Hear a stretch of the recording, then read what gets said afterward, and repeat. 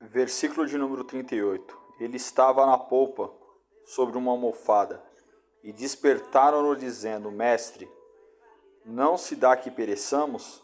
E ele, despertando, repreendeu o vento e disse ao mar: Cala-te, aquieta-te.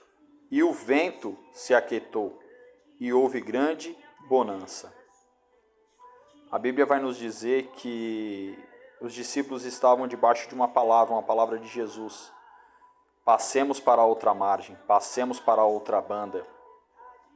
Os discípulos estavam debaixo de uma promessa feita por Jesus.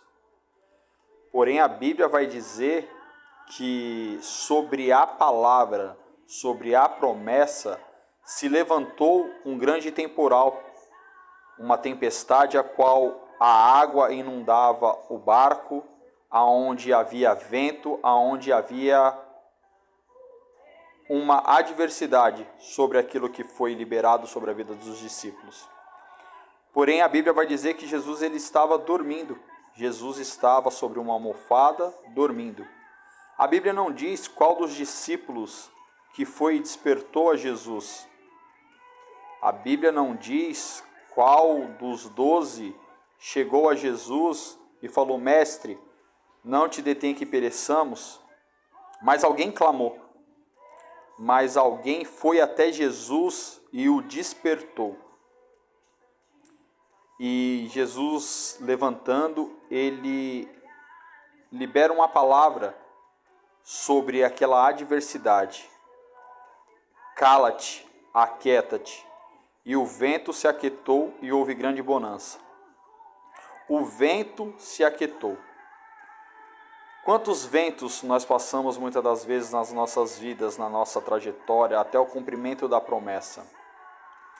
Quantos ventos nós passamos nos nossos dias a dia? Quanto vento se levanta contra a nossa casa, contra a nossa família, contra a promessa a qual o Senhor tem sobre as nossas vidas? Quantos ventos se levantam contra a aliança a qual nós temos com Deus? Quantos ventos se levantam contra a vida dos nossos filhos? Quantos ventos se levantam no nosso serviço?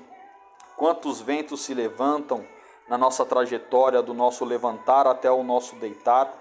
Quantos ventos se levantam em meio a adversidades, em meio a enfermidades, em meio a contendas, confusões, brigas, em meio a um filho rebelde, a um casamento destruído, a adversidades.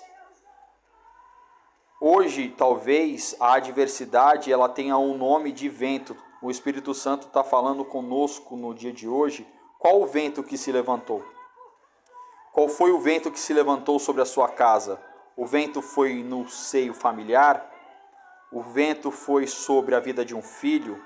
O vento veio em forma de uma adversidade, em meio de uma atribulação. O vento veio em meio a uma enfermidade. O vento veio em meio a uma aliança rompida. O vento, qual é o vento que se levantou? Mas o Espírito Santo, dentro desse texto, ele nos ensina a chegar a Jesus e clamar. Porque muitas das vezes, em meio ao vento, nós olhamos para o vento, nós olhamos para a tempestade, nós olhamos para a água que está entrando dentro do barco. Muitas das vezes a água está entrando em meio ao nosso barco, ao nosso interior, ao nosso cognitivo, à nossa mente, por meio de uma ansiedade, por meio de um desespero, por meio de uma aflição, por meio de uma escassez, por meio de inúmeras coisas, e nós estamos olhando, nós estamos concentrando, nós estamos gastando a nossa energia em olhar para o vento, em olhar para aquilo que está acontecendo. Nós estamos se esquecendo de olhar para aquele que está dentro do nosso barco.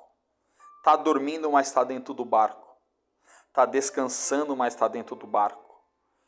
Ele está dormindo, mas ele não deixou de ser Deus na minha e na tua vida. Quantas das vezes nós nos pegamos nos desesperando pela tempestade e se esquecendo de chegar a Jesus e clamar: Jesus, me acode, Jesus, me socorre, Jesus, eu preciso de ajuda. Jesus, olha a tempestade, Ele sabe a tempestade, mas Ele está esperando que nós viemos clamar, que nós viemos chamar por Ele, que nós viemos clamar, chegar ao pé dEle. Entenda, o discípulo foi até Jesus. A tempestade já estava sobre o barco, as águas já estavam dentro do barco. Mas alguém lembrou que Jesus estava no meio do barco. Quando nós aceitamos a Jesus, quando nós buscamos a Jesus, nós sabemos que Jesus ele está na nossa vida. Quando nós reconhecemos Ele como nosso único e suficiente Salvador, nós sabemos que Ele é na nossa vida.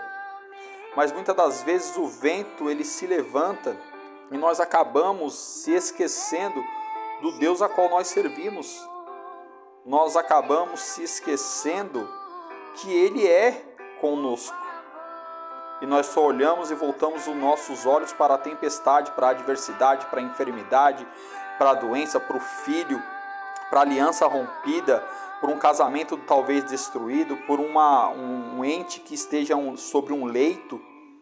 Nós olhamos para a dificuldade, nós olhamos para a tempestade e se esquecemos